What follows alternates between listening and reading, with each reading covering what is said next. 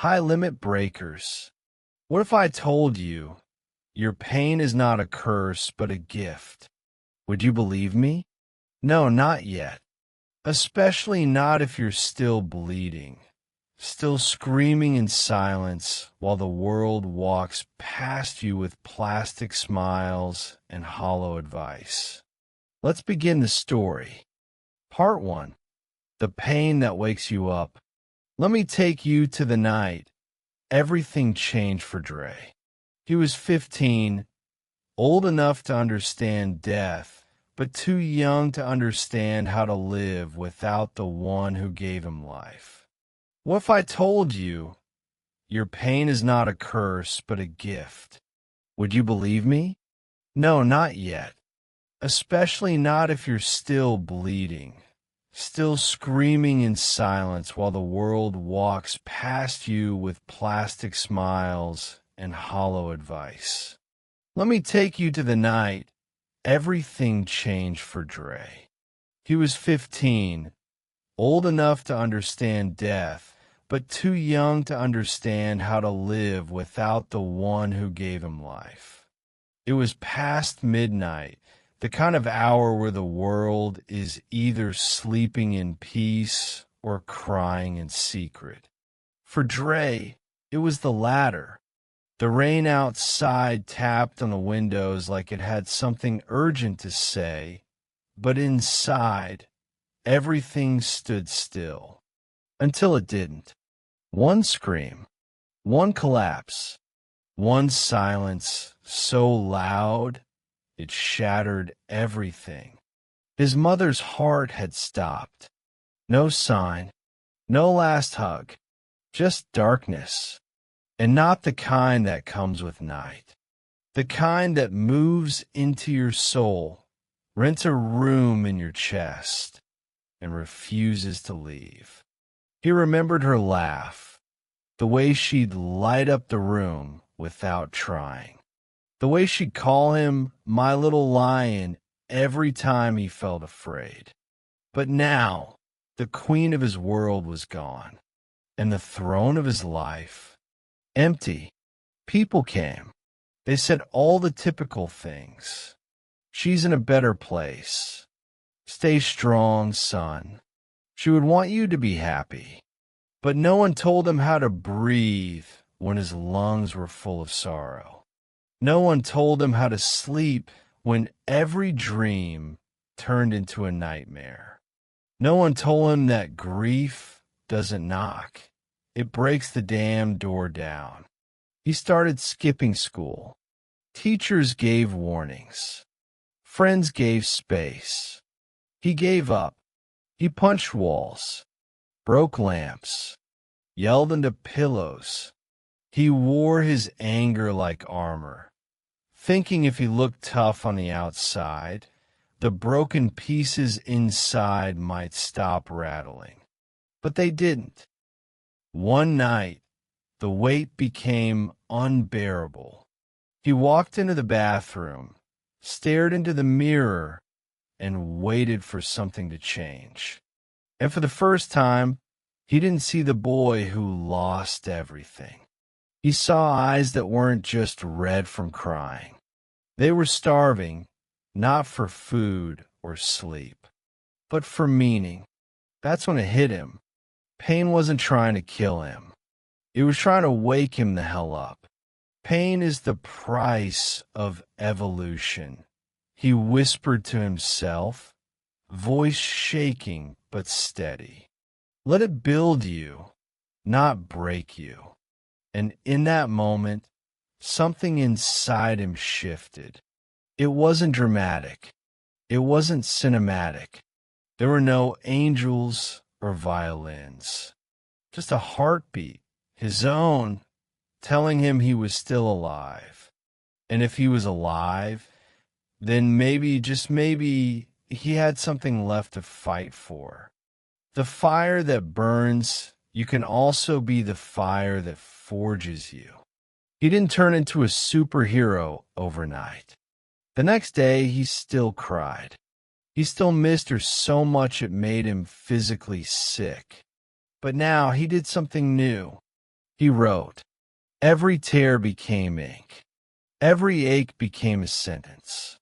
He wrote about loss, about rage, about the night the world went silent. He didn't write to impress. He wrote to survive. And through every word, he heard her voice, not as a memory, but as a mission.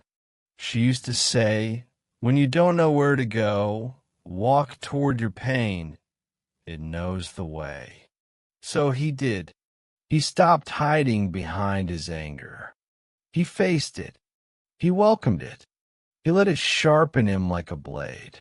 He started helping other kids in school, ones who were grieving, who were quiet in the corners, who laughed too loud to hide their hurt. He saw himself in their shadows, and for the first time in months, he didn't feel alone. Every wound is a doorway. You can either bleed or break through. Dre chose to break through, not because it was easy, not because he was brave, but because pain had given him no choice but to become someone new, someone forged in fire, not broken by it. He learned that healing isn't pretty. It's messy. It's loud. It's silent. It's ugly cries and trembling hands and days where you want to quit, but don't. He also learned that grief is not a weakness. It's proof that you loved hard. And that kind of love never really leaves. It just changes form, becoming strength, becoming story, becoming spark. Dre didn't forget his mother. He carried her in every word he wrote, in every person he helped, in every time he got up when everything inside him screamed, stay down. And so his pain became his power. Because the truth is, the pain that wakes you up is the pain that shows you who you really are. Part 2. The spark that burned everything weak. Dre stopped running, not just from pain, but from the lies he used to tell himself. I'm fine. I'm okay. It doesn't hurt anymore. All lies, all layers of armor he wore to hide the battlefield raging inside him. But one day, he broke his silence the way a soldier breaks chains, with fury, not fear. He stood before a blank wall in his room, eyes bloodshot from another night of fighting ghosts. And with a red marker, he wrote 3 words that would change his life. Pain is power. Each word dripped like a wound on white plaster. Each word screamed louder than every silent breakdown he had survived. Each word was a vow. From that day forward, it wasn't about surviving anymore. It was about becoming someone who could make pain beg for mercy. Every morning, before the world woke up, Dre laced up his worn-out shoes. No matter the weather, no matter the ache, he hit the pavement like it owed him something. Not to escape the darkness, but to dominate it. He ran through rain, through frost, through burning heat. His legs weren't just moving, they were screaming. His breath wasn't calm, it was war. And every step said, you can't break me anymore. He didn't chase comfort. He hunted discomfort, because he knew something most people didn't. Comfort makes you soft. Discomfort makes you savage. He started training, not casually, not when he felt like it. Every rep was rage. Every lift was revenge. He punished the weakness in his body until it bled strength. While other kids his age scrolled endlessly through distractions, Dre was waking up in darkness to create his own light. He studied books that weren't assigned about resilience, mental warfare, ancient warriors, psychology, trauma. Not for grades, for weapons.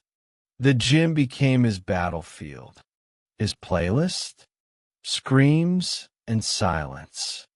His equipment, rusty, heavy, raw. His mindset, ruthless. No one noticed. No one clapped. No camera. No applause. And that was perfect. Because Dre wasn't building a highlight reel. He was building a monster. Not to hurt the world, but to destroy every weak version of himself that had begged to give up when life punched first.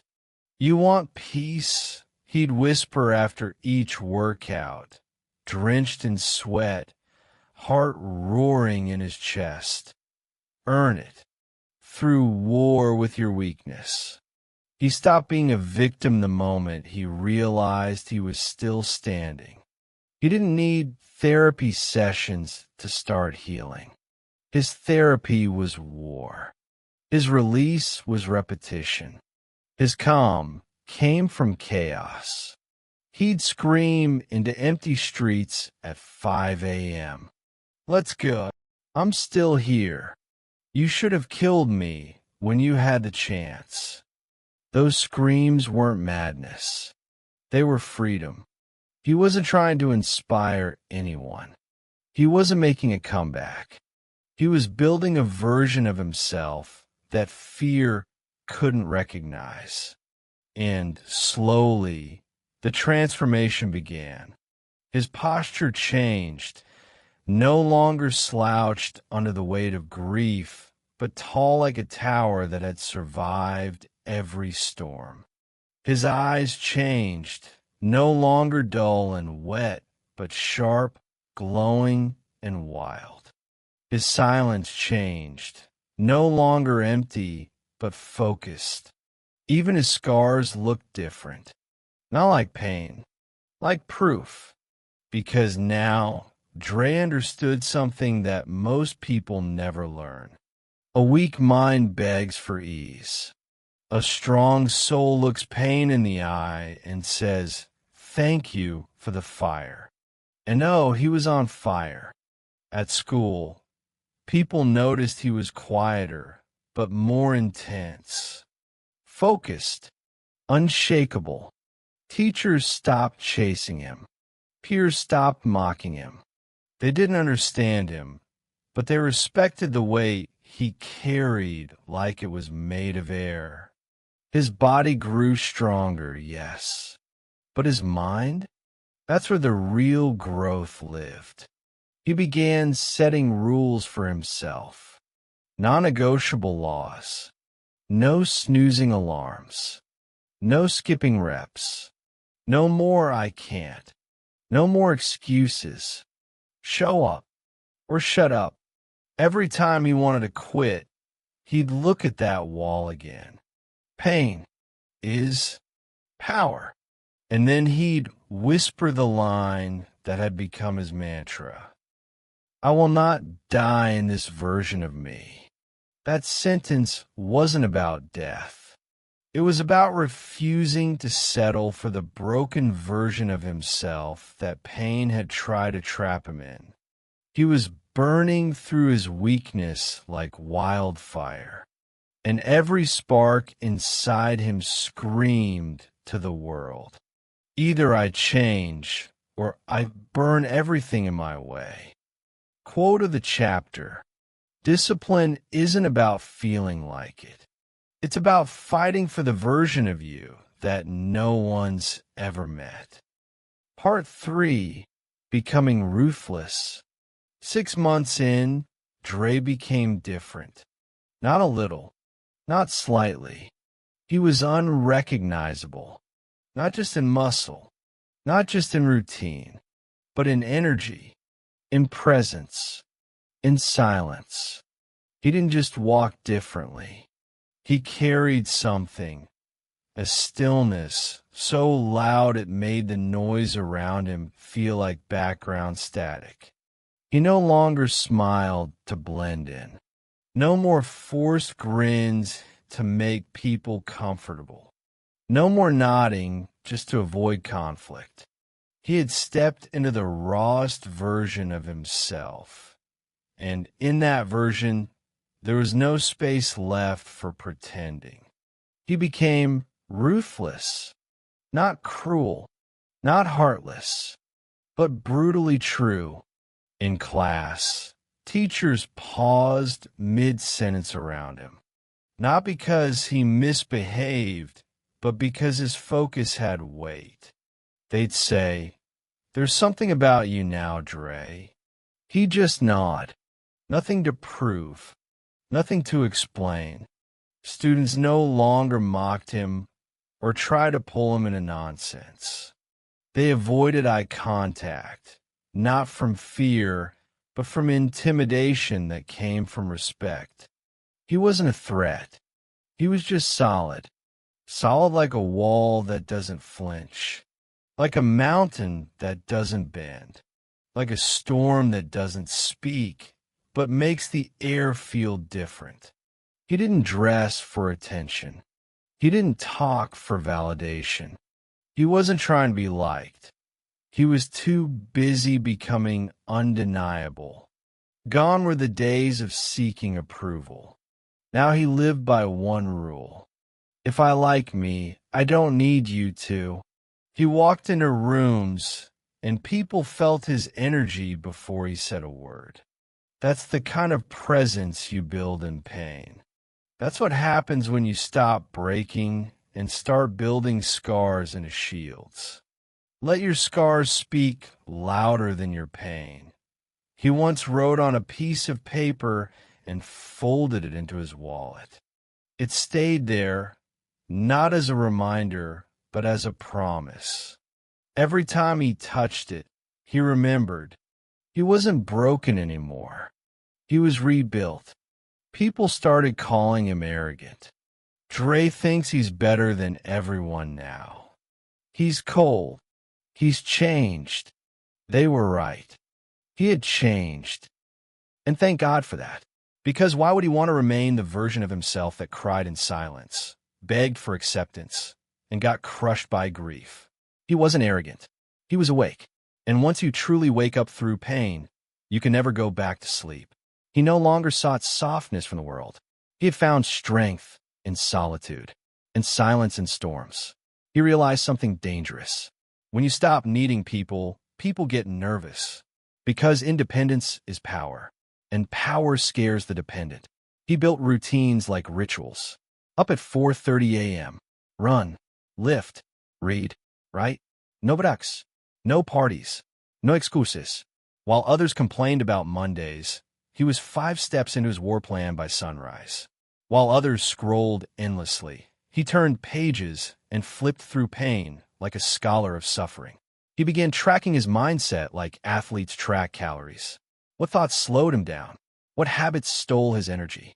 What weaknesses whispered to him in comfort's voice? Every answer became a target, and Dre didn't miss. His journals bled truth. Stop playing humble just to be tolerated. Kindness doesn't mean softness. Silence is louder when it's confident. He stopped giving people explanations. Let them assume. Let them talk. Let them misjudge. He was done shrinking just to fit inside their shallow comfort zones. If his presence intimidated people, good. Let them rise or step aside. Because Dre wasn't just healing anymore. He was becoming a weapon, not to hurt others, but to protect the future he was building brick by brick, scar by scar. His conversations became rare but real. He no longer wasted words on meaningless talk. He spoke like every sentence had to survive the fire first. And when he did speak, people listened. Because there's something undeniable about a voice that's been forged in pain. It doesn't tremble. It commands. Your healing will disturb the people who benefited from your brokenness. He understood that now. Some friends disappeared. Some stayed but kept their distance. And that was fine, because he was no longer afraid of being alone. Alone was where he had built himself. Alone was where the noise faded. Alone was where power whispered. He used to fear rejection. Now he welcomed it. Rejection was just redirection. He wasn't meant to fit in. He was meant to stand apart, not to feel superior, but to stay aligned with a version of himself that would never kneel to comfort again. Quote of the chapter: "You don't become ruthless by chance. You become ruthless by choosing truth over approval every damn time." Part 4. The transformation that no one saw coming. They said he came out of nowhere, but nowhere had a name, and that name was pain. College coaches started showing up in his inbox, in his DMs, at his practices. One coach looked at his footage, raw, unpolished, yet undeniable, and said, "You came out of nowhere." Dre didn't blink. He didn't thank him.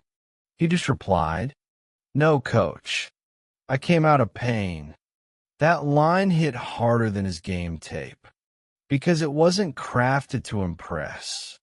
It was carved from truth, and truth doesn't need a sponsor. He wasn't recruited because he was flashy. He didn't have viral highlights or a hype machine behind him. He had grit. He had fire. And most importantly, he had scars that had turned to steel. One of those coaches saw through the stats. He saw the war in Dre's eyes, the hunger, the discipline, the refusal to quit. And so, he did the one thing no one had done for Dre before. He bet on him. Full ride. Tuition, room, board, all covered. Not because Dre was the most gifted, but because he was the most unbreakable.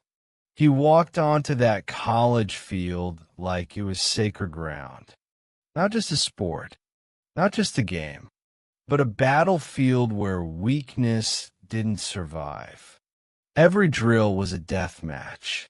Every sprint was vengeance. Every sweat drop was a love letter to the boy who once cried under a pillow, begging to feel something other than loss. While teammates partied, Dre studied game film. While others celebrated victories, he dissected mistakes. When the lights went out, he turned his pain back on. He trained like he was still bleeding, because somewhere inside, he still was. But now it didn't slow him down. It fueled him. Pain can be poison or power. You choose what you drink. Dre drank it like fuel. He became obsessed with the grind. Not in a trendy, Instagram influencer kind of way, but in a monk of the mindset, gladiator of the soul kind of way. While others worked to impress scouts, Dre worked to impress the version of himself that refused to die. He wanted to make that kid proud, the one who stared into a bathroom mirror, eyes swollen, fists clenched, whispering, "I will not die in this version of me." His teammates noticed, but they didn't always understand. Some called him too intense.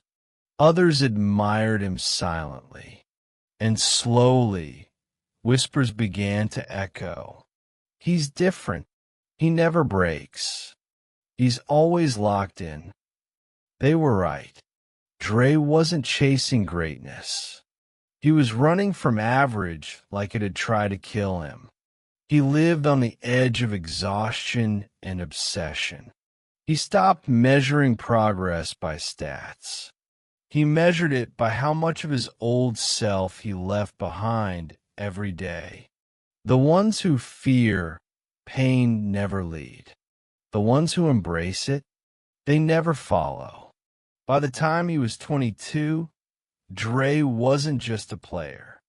He was a name, a presence, a walking storm in cleats. Coaches leaned on his leadership. Teammates listened when he spoke. And even the crowd felt something different when number 27 stepped onto the field. But success didn't soften him. Recognition didn't distract him. Because no matter how far he climbed, he never forgot the silence of that night.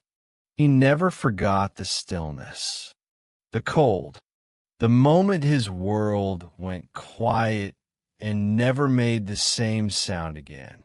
That pain, it hadn't left. It had just evolved. What once ripped him apart now held him together. What once broke him now built his backbone. He didn't hide it. He didn't sugarcoat it. He wore it like armor and wielded it like a blade. To Dre, pain wasn't the enemy.